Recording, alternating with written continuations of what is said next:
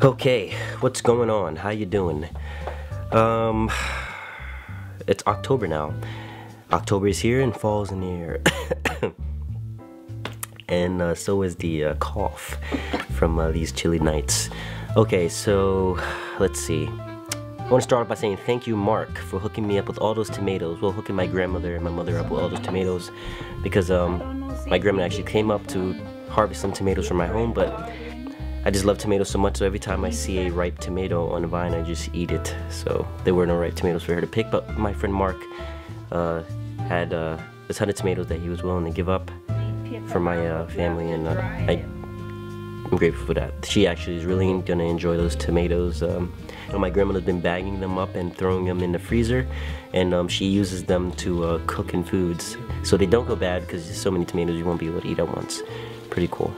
For the winter, you know, you don't have to buy to cook with. You have enough tomato. A lot of people, they have to go to the store and buy. Alright, so fall is here, and yeah, some interesting things happening. I just harvested some very interesting beans. I showed you in my last video. It's called the Good Mother Stallard pole bean, and I got a decent sized bag of these beans. Very nice bag of these beans, yeah. And this is the last bit that I had let dried up on the trellis, and I harvested them. So very cool. And my friend Kurt came over, and he actually gave me a hand with cracking open the dry shells and emptying these beans. These really interesting looking beans. I'm gonna make a soup with them. Let's see how the soup tastes, because I hear these beans are really good in soups. And I'm gonna save about a handful for planting next season. But this bean is definitely a keeper, very productive. And I'm looking forward to growing this again. I have a very interesting plant that I just potted. It's called a Hong Fong, I believe. And it's a Asian variety of some type of green. I'm not exactly sure if that is correct, because it was given to me by my friend Sunshine's mother. Thank you, Sunshine. And yeah, it's a very cool green that is grown as a perennial. Actually, let me go get it and show you what it looks like. So this is what it looks like, and if you do know what this is, please let me know.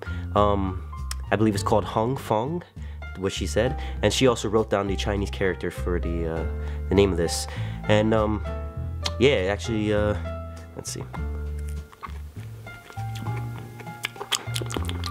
It has very like green, like spinachy, kale-y kind of taste to it. And she said that she sautés this and do some other things, but these are cuttings that were given to me, and they just started to sprout, so I stuck them in these nice little small containers. And yeah, hopefully I can grow some nice plants out of these. Very interesting variety of vegetables, and it's gonna be a nice house plant too that you can eat. Yeah, so the cuttings were given to me, and then I just kept them in a cup of water until the roots started to form, and then I just took some soil, put them in this small container, and yeah, I'm just gonna have these sit around until they start to take off and set root, and then transplant them into a bigger pot. But very cool, very excited for this guy. Another thing I'm going to be doing is bringing plants in, because it's starting to get chilly, so I bring a lot of plants indoors. One of the plants is a papaya tree. It's called a Pusa dwarf papaya tree, Calica papaya, and this was given to me back in May. And yeah, it's very, very cool that I have a papaya tree, because who in the Northeast has a papaya tree? Okay, so what I have here is a dwarf papaya tree. It's called Pusa dwarf. It's a Calica papaya, and yeah, it was given to me by Joseph Simcox back in May, and the seedling was probably about this tall when I got it. And yeah, hopefully I'll be getting some papayas from this tree one day. Another thing that I'm going to be bringing in that's actually pretty cool is a variety of hibiscus that's actually, I believe, from Panama, and yeah, it just took off. It's probably about as tall as I am now. And I nipped up the top to actually cause some more growth, because I want to prune it so it grows more like a bushy tree instead of a tall plant. It's called Hibiscus acetosella. Probably beat that name up, but I believe it's from Panama. And yeah, the plants grew pretty tall, and I actually nipped the top so that the other shoots actually start to shoot out. But the flowers, I believe, are edible, and you can make tea and do other things with it, but yeah, you can see it's pretty high off the ground. Yeah. So this guy's gonna be coming in with me, and yeah, let's see what she does next year. Very cool. I'm also gonna be bringing a cool variety of plant. I think it's from India. It's called Solanum lassicarpum, and I believe it's in the nightshade family. But the pictures I saw online, it actually gives like this nice bright orange fruit that grows off the stems. I never even saw this before, but I do have the plant, and it was given to me back in May.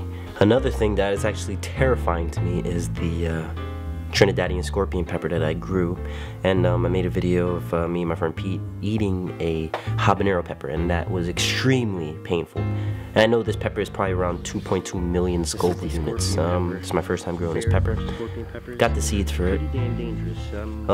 I did save some of the seeds for it, and I have a couple of peppers that I actually want to make some hot sauce with. I'm gonna see how that works, and yeah. I maybe will make a video of me and some friends trying to eat this pepper and see if we can handle the heat. Seems kind of dangerous because these peppers are no joke. Even a little nibble just burns my mouth ridiculously. So I may punk out. But if I don't, you probably will be entertained by the misery that I will be causing on myself eating this insanely hot pepper. But I'm not the first. There are plenty of people out there who are already eating it, but whatever. So I harvested a lot of seeds this year. That was actually the goal for me this year, was actually grow a lot of things for seed, and my seed library is actually taking off. So I will be doing a seed video, maybe show you how I go about drying and storing these seeds and whatnot, because I do have a lot of things that I need to put in jars. So happy October, and enjoy fall, because it's beautiful. Leaves changing. Go out in the woods and play with your friends, and put your feet in the soil, and just do something that will connect you to nature, if you're already not, because we need more of that. Till next time, yeah, I think till next time. Peace.